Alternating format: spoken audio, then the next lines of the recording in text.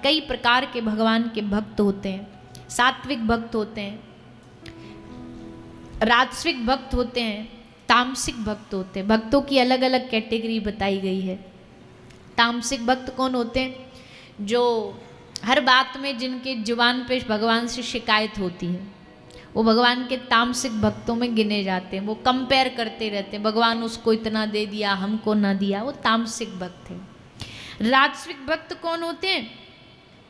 बोले वो भगवान की भक्ति तो करते पर उस भक्ति के पीछे एक उद्देश्य होता है। उद्देश्य क्या होता है? उन्होंने सुना है कि भैया माला करने से तुम्हारे बिगड़े बिगड़ाए काम बन जाएंगे, इसलिए माला कर रहे हैं। वो राजसिक भक्त होते, कर तो रहे भजन, पर उसका उद्देश्य उनको कुछ विषय प्राप्त करना, विषय प्रधान है।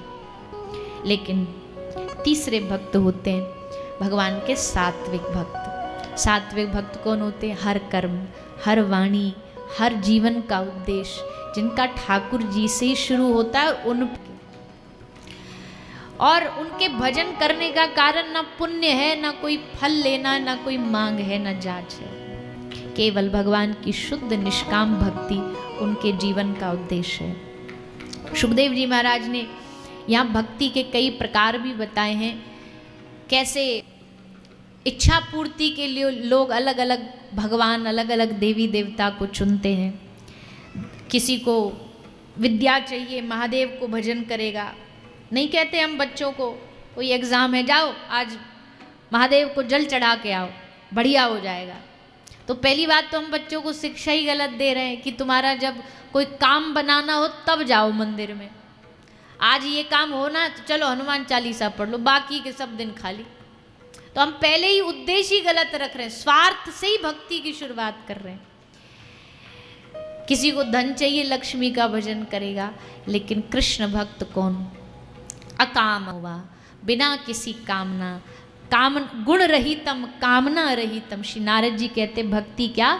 जो सब कामना से रहित हो, सब गुणों से रहित हो, ऐसी भगवान की भक्ति होनी चाहिए। पर आजकल का सिस्टम ही ऐसा बन गया भैया, यहाँ दुनिया में हर एक आदमी मंदिर जा रहा है, तीर्थ जा रहा है, पर दिख तो रहा है तीर्थ जा रहा है, पर तीर्थ जाने के साथ साथ जेब में एक बड़ी लंबी लिस्ट लेके जाता है भगवान के सामने। लिस्ट होती है, ऐसा करो, वैसा करो, प्रभु ये दे दो, प्रभु वो दे दो। भगवान देख करके ही समझ जाते हैं आ गया मांगने। और ऐसे जब कोई ज़्यादा अच्छा, घर पे जब पता हो कि ये आदमी मांगने आता है, पैसा उधारी मांगने आता है, तो आप क्या करोगे? फोन आया, देख लिया कि अब ये पैसा मांगेगा, तो क्या करेंगे? बच्चे को बोल देंगे बेटा बोल दे पापा घर पे नहीं है। और बच्चे भी बच्चे ही हैं, बच्चे मन के सच्चे फोन उठाएंगे, बोले अंकल अंकल पापा कह रहे पापा घर पे नहीं है। तो बेचारे सीधे साधे बालक होते। तो अगर कोई हमसे लेने आ रहा हो तो हम बचने की कोशिश करेंगे। वैसे ही ठाकुर जी भी जब उनको पता भाई कोई हमसे कुछ हालचाल पूछने थोड़ी आ रहा है और कुछ मांगने आएगा, तो ऐसे से तो भैया दूर से ही राम राम बली। लेकिन जब भगवान को पता ये मांगने नहीं, हमसे मिलने आ रहा है, हमसे हालचाल पूछेगा, बैठ के हमसे बात करेगा, तो भगवान 100 काम छोड़ करके उसके सामने आ करके बैठ के बात करेंगे। ऐसा उद्देश्य लेके मंदिर जाओ, तीर्थ जाओ। नहीं तो आजकल भैया भक्त भी बड़े अलग अलग प्रकार के होते हैं, अलग अलग वैरायटी के होते हैं। ब्रज में ब्रज के प्रवक्ता कथा सुनाते, बोले कलयुग का आदमी था, तो उसने जाके नारद जी से पूछा, बोले नारद जी एक बात बताओ, ये अपने 3 प्रमुख देव माने जाते, ब्रह्मा जी, विष्णु जी, महेश जी, तो इन 3 कौन सा खुश होता? तो नारद जी ने कहा क्यों, तुझे क्या करना है? बोले टाइम नहीं है हमारे पास, जो जल्दी खुश होगा हम उसी का भजन करेंगे। तो नारद जी ने हंसते हुए बोल दिया भैया देखो, अगर ऐसा ही मामला है तो इस हिसाब से तो हमको लगता है ब्रह्मा जी जल्दी खुश होते होंगे। बोले क्यों ब्रह्मा जी जल्दी काहे को खुश होंगे? बोले देखो महादेव के तो भक्त बहुत हैं, भगवान नारायण के भक्त भी बहुत हैं, ब्रह्मा जी का भक्त कोई टूटा फूटा एक आदि मिलता है गलती से, और वो मिल जाए तो ब्रह्मा जी सोचते ये भी हाथ से ना निकल जाए, एक तो मिलाए जैसे तैसे, ये भी निकल गया तो कौन भक्त होगा हमारा, इसलिए तुरंत जाते हैं उसको दर्शन देने। भगत बोला फिर तो महाराज बन गया काम, इन्हीं को मनाएंगे हम तो जला गया जंगल में तपस्या करने, खूब तप किया, ब्रह्मा जी को प्रसन्न करके प्रकट कर लिया। ब्रह्मा जी भी खुश हो गए, चलो एक तो मिला अपना वाला कोई। ब्रह्मा जी खुश हो गए, एकदम सीना तान के आए, बोले बेटा वरम ब्रूही, वरदान मांग। कोई हमको भजता ही नहीं है, सबको लगता ही नहीं हम कुछ दे सकते हैं। जा तू भी क्या याद रखेगा, हम तुझे वरदान देंगे, एक नहीं 3-3 वरदानों की छूट देंगे, जा 3 वरदान मांग। अब भक्त तो बड़ा खुश हुआ, घर से एक सोच के आया था और यहाँ ब्रह्मा जी ने 3 का चांस दे दिया, बड़ा खुश। हाथ जोड़ के बोला ब्रह्मा जी एक कृपा कर दो। बोले बेटा, बोले एक कृपा कर दो, हमारा ब्याह नहीं हो रहा है, हमें बढ़िया सी कोई छोरी दिलवा दो। ब्रह्मा जी बोले तथास्तु। दूसरा बोला ब्रह्मा जी घर में बहू आएगी नई नई तो घर बढ़िया चाहिए, अब अकेले बैचलर हो तो कहीं भी रह ले, पर बहू आएगी तो एक बढ़िया अच्छा महल मिल जाता तो बड़ा आनंद आ जाता, एक बढ़िया घर बनवा दो। ब्रह्मा जी ने कहा वो भी तथास्तु। बोल बेटा तीसरा बोल क्या चाहिए। तो ने थोड़ा ब्रेक मारी उसने। ब्रह्मा जी बोले बोल क्या चाहिए। तो हाथ जोड़ करके बोला ब्रह्मा जी तीसरा वरदान ये दे दो, जब मन करे 3 वरदान और मांग सको, ऐसा वरदान दे दो। ब्रह्मा जी के चारों सर घूम गए। ब्रह्मा जी बोले वारे कलयुग के भगत, तू तो बड़ा स्मार्ट इंटेलिजेंट निकला, इतना चतुर भी हो सकता हमने तो ना सोचा था। पर ब्रह्मा जी ने सोचा जब वादा किया है तो निभाना पड़ेगा, भाई हमने कहा वरदान देंगे तो चल कोई बात नहीं, ले जा बेटा। एक ब्रह्मा जी ने उसको एक शंख दे दिया बजाने को कि जब तुझे दोबारा 3 मांगने हो तो हमको बुला लेना। बोला ठीक है जी, जल्दी आपको कष्ट देंगे।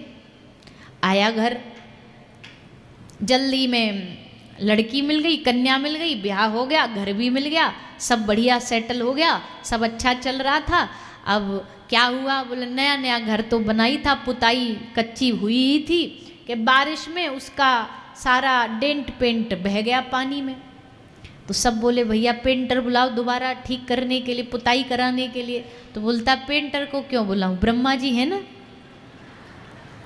शंख दे के ही गए, तो शंख बजाया, ब्रह्मा जी हाजिर हो। तो ब्रह्मा जी हाजिर हो गए। जी बोलो बेटा। ले हमारे पहला वरदान दो, घर की साफ सफाई करो, आप पेंटिंग आप ही करो। ब्रह्मा जी बोले जो आ गया। दूसरा वरदान बोल बेटा। बोले दूसरा ये दो, घर के आस पास कभी भी आंधी तूफान बारिश कभी एक टपका बूंद न गिरे। तथास्तु बेटा। तीसरा बोल। बोले तीसरा वरदान ये दे दो, जब मन चाहे 3 वरदान और मांग सको। ब्रह्मा जी बोले ये छुड़वाएगा हमारा ब्रह्मलोक, इतने बढ़िया हमको ड्यूटी दे दी। और ना ड्यूटी, अच्छा कम से कम काई की नौकरी करते तो तनख्वाह तो मिलती, ये बिना तनख्वाह का नौकर मिल गया, इसे बिना सैलरी का सर्वेंट मिल गया। अब तो भैया जीवन में नेक भी कछु भी काम हो, घर की साफ हो सफाई हो, भोजन बनाना, हंसी जुकाम हो जाए तो बोले डॉक्टर को कहाँ बुलाना, ब्रह्मा जी हैं। ब्रह्मा जी का समय ब्रह्मलोक में तो बचा नहीं, इसकी चाकरी में लग गया पूरा। ब्रह्मा जी बड़े परेशान। ब्रह्मा जी रोते रोते भगवान नारायण की शरण में गए। बोले प्रभु हमारे संग बड़ा दुर्घटना घट गई, हम तो भाव भाव में बह कर के उसको वरदान देने के चक्कर में उसने तो हमको नचा डाला। भगवान नारायण ने कहा ब्रह्मा जी आपको अभी कलयुग के भक्तों का एक्सपीरियंस जरा कम है, हमसे पूछो, इनकी चतुराई हमसे बेहतर कौन पूछ सकता है, कौन बता सकता है। बड़े चतुर चालाक होते हैं, इनकी चतुराई बड़ी अद्भुत होती है, इसलिए ब्रह्मा जी बड़े सोच समझ के वरदान देना चाहिए। तो ब्रह्मा जी बोले प्रभु बात तो आप सही कह रहे हैं, कर लेंगे पर फिलहाल तो छुड़वाओ इससे कैसे जैसे तैसे। तो भगवान ने उसकी जिह्वा पे सरस्वती माता को बिठा दिया। सरस्वती जिह्वा पे बैठी तो वरदान मांगा, प्रभु पहला वरदान दे दो, हमें मुक्ति मिल जाए, दूसरे वरदान में भक्ति मिल जाए, तीसरा वरदान बोले ऐसा वरदान दो जो कभी मांगने की इच्छा ही पैदा ना हो। तो ब्रह्मा जी ने फिर वरदान दे के जैसे तैसे पिंड छुड़ाया। तो कहने का भाव है भैया ऐसे ही होते कलयुग के भक्त, बड़े चतुर, भगवान तक को भी चतुराई में छलने की कोशिश करते हैं, पर ठाकुर जी बड़े स्मार्ट हैं। उनको पता है कि 2 माला कर रहा है, पर इस 2 माला के बदले में पूरे 2 लाख मांगेगा मुझसे। 2 रुपया का कपूर चढ़ाएगा, पर उसके बदले में 2 करोड़ इसको उल्टा चाहिए, तभी कर रहा है, नहीं तो ना करता। ये तामसिक राजसिक भक्तों का लक्षण है। हाँ, सात्विक भक्त इस सबसे परे हैं। वो दे वो ना दे, कोई लेना देना नहीं, छीन ले सारा जो कुछ है तो भी लेना देना नहीं, तो भी कोई मतलब नहीं। उसको एक ही मतलब है, मैं हरि को भजता रहूं, हरि मेरी याद में रहे। उसके बाद इसके आगे ना किसी वस्तु से लेना देना है, ना भगवान के किसी वस्तु से उसका संबंध नहीं है, केवल भगवान को भजना, ये उसके जीवन का उद्देश्य।